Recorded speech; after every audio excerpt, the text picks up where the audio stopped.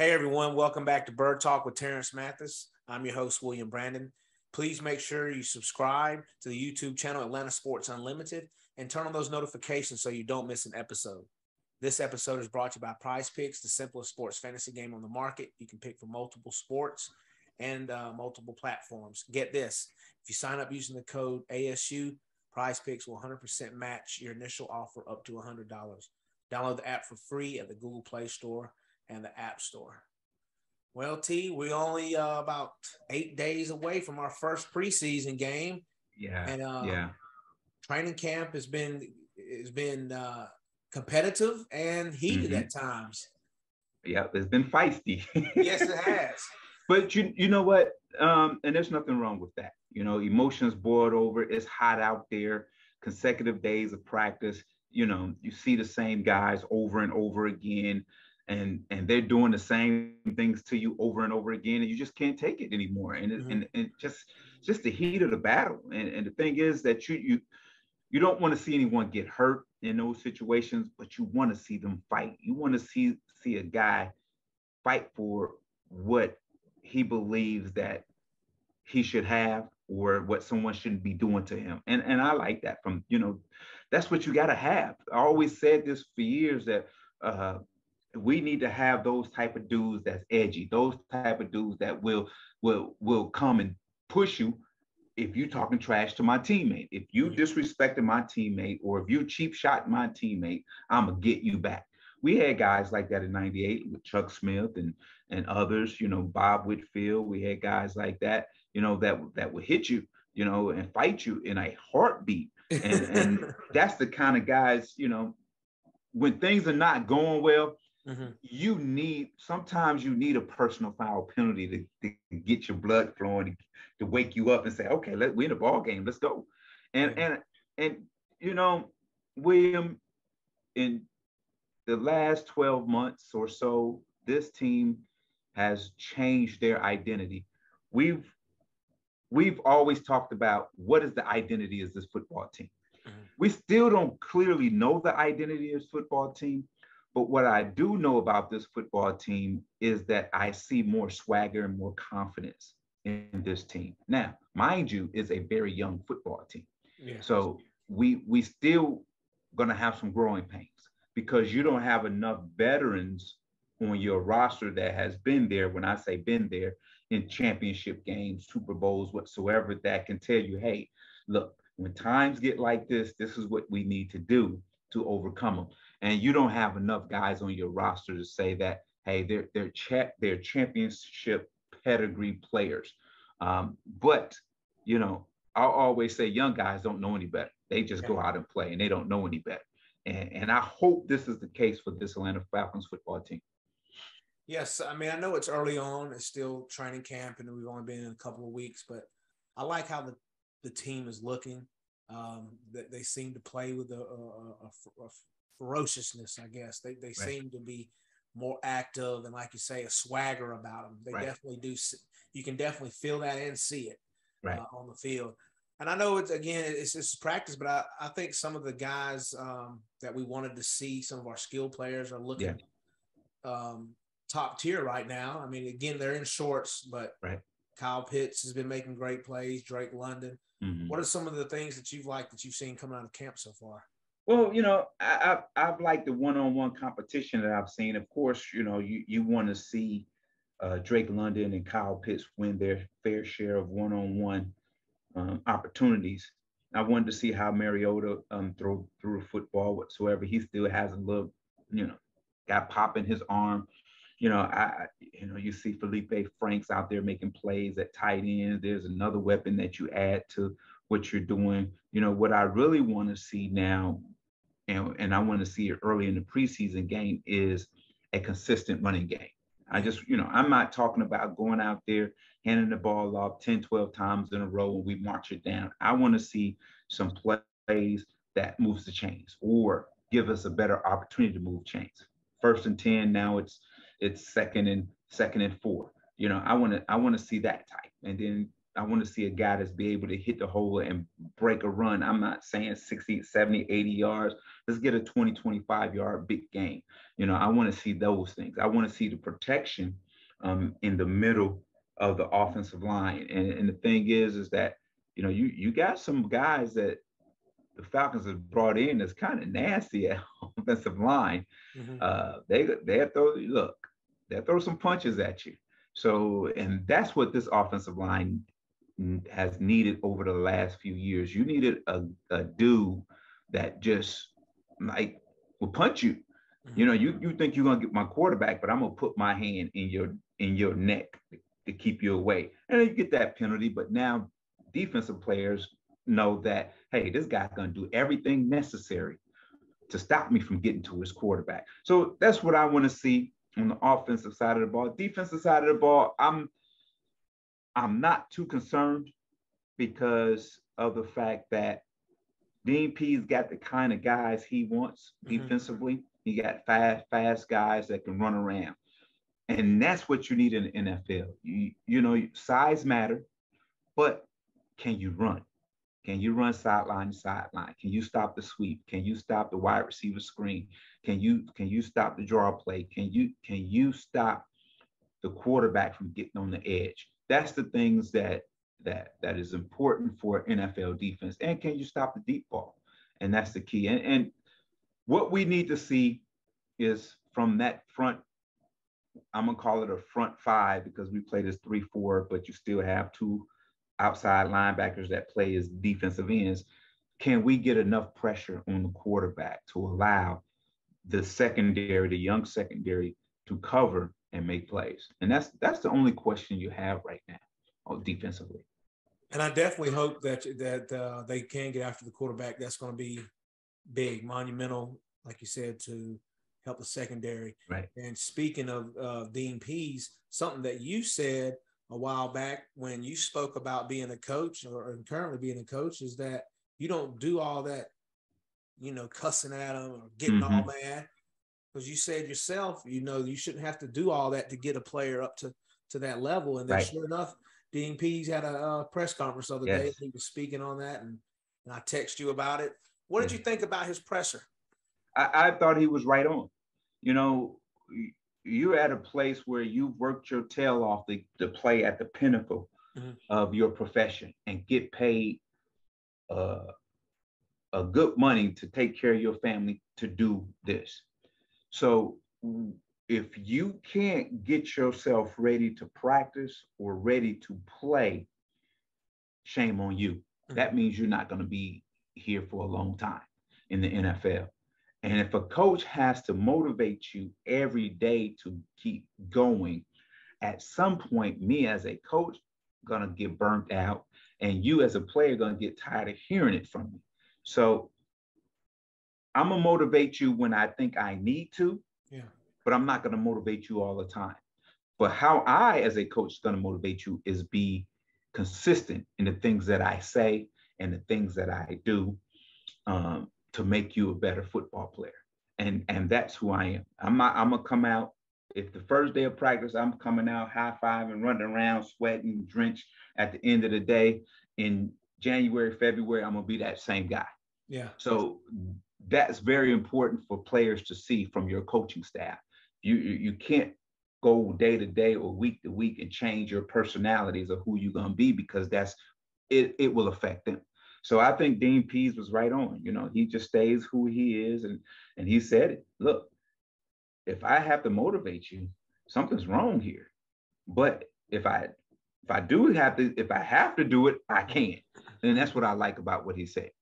And another thing that he said that you and I talked about numerous times was this defense can't never crack the top 15 or top 10. And he brought that up as well, that this team needs to be up there. Right. If they want to make a consistent run. And he makes it sound like they're going to try to do everything they can to get this a top 10 defense. Well, I think, second year in, he knows what he's dealing with. He knows what he inherited. He knows what he needs to make this defense better. And like you said, they're in the top 15 defensively. That means we're playing good football and possibly playing in the playoffs. Yes. So I like what he's saying. And here's the thing: this is different than what we've been hearing 3 years ago and longer. This is just different. This is different talk. And does it amount into wins? I don't know, but it amounts into confidence Yeah. and a will to say we're going to win instead of saying we're hoping to win. And this is what I like about this year's team. Are they talented as other teams in the NFL? No, but they're young and they don't know any better, and they feel that they are there already, and you just can't take it away from them. We just got to let it play out now.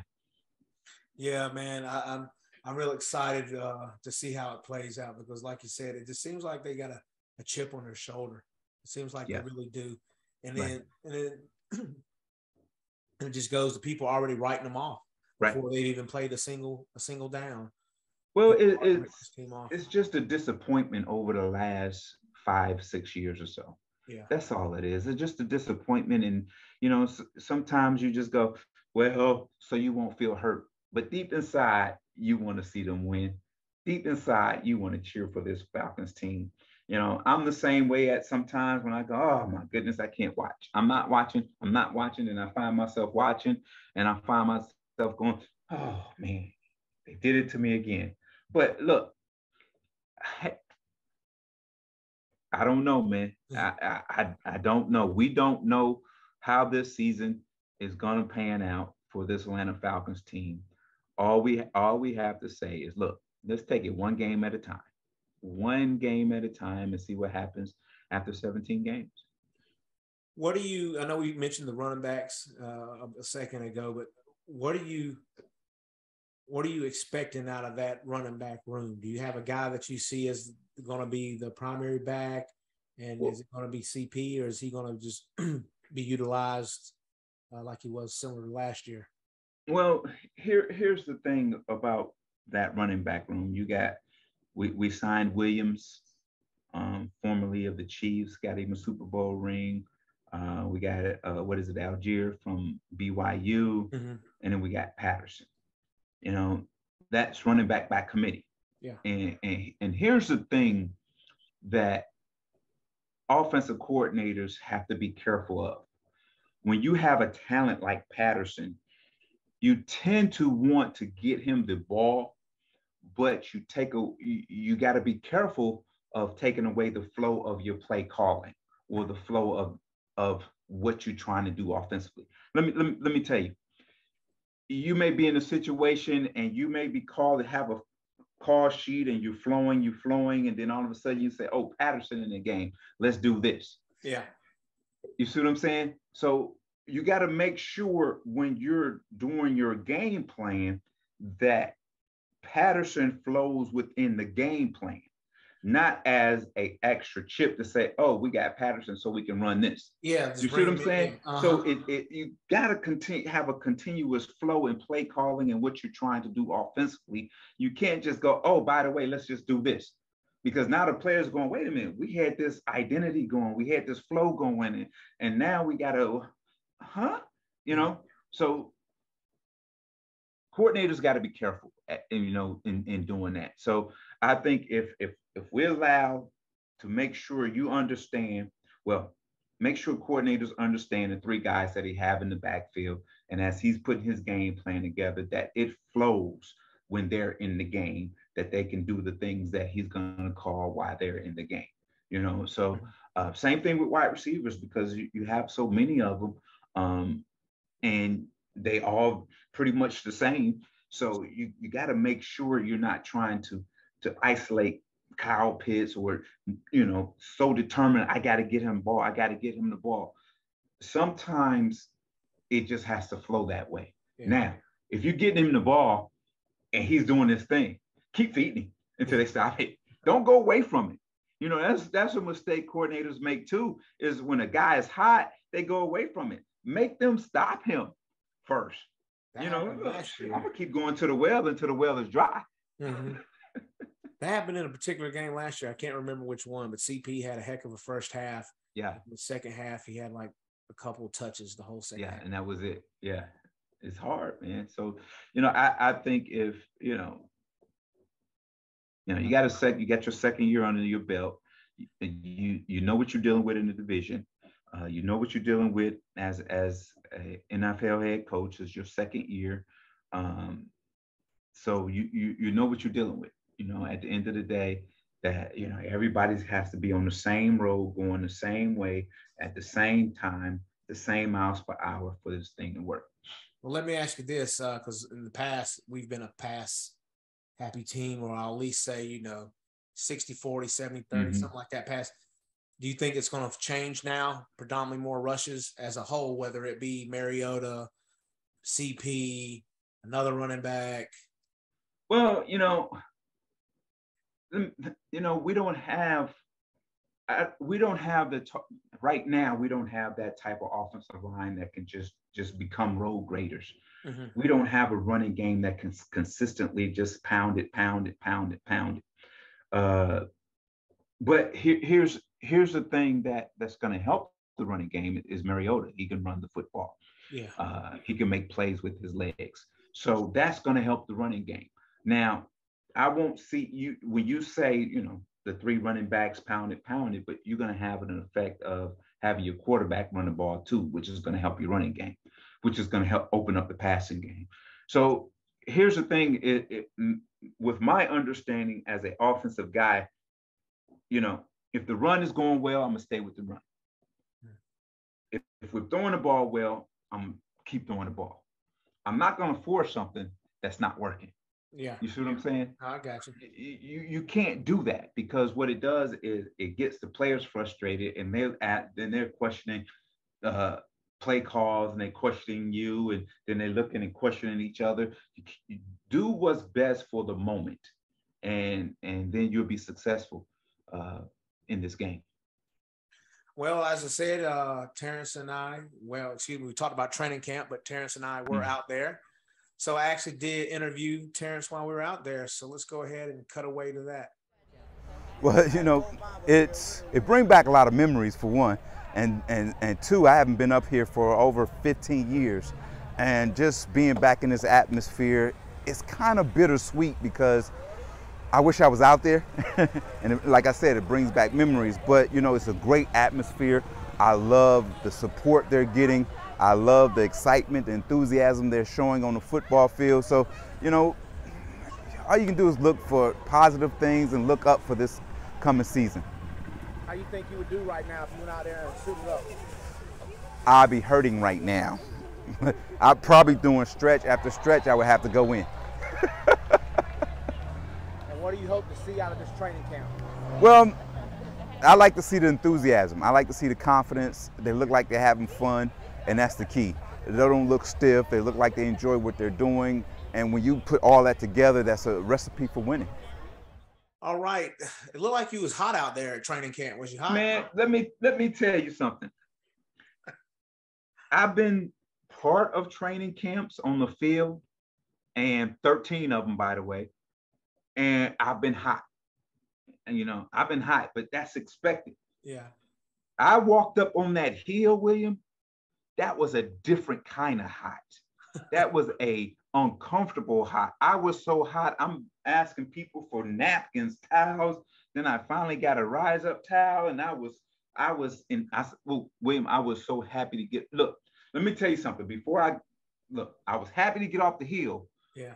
But the fans that day was remarkable. Yeah. The hill was filled with fans. You had the bird nest up there. They was loud and loudy. You had all these people, and it was amazing to see the crowd to come out and see these Falcons.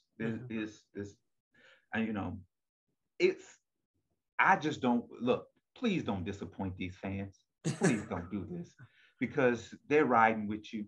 They want the best for you. They're not out there to seeing how bad you are. They out there to get in their cars and say how great a day it was and how good you look. So they're with you, not against you. Yeah, it's different. It's the first training camp without number 2 Matt Ryan out there for a while.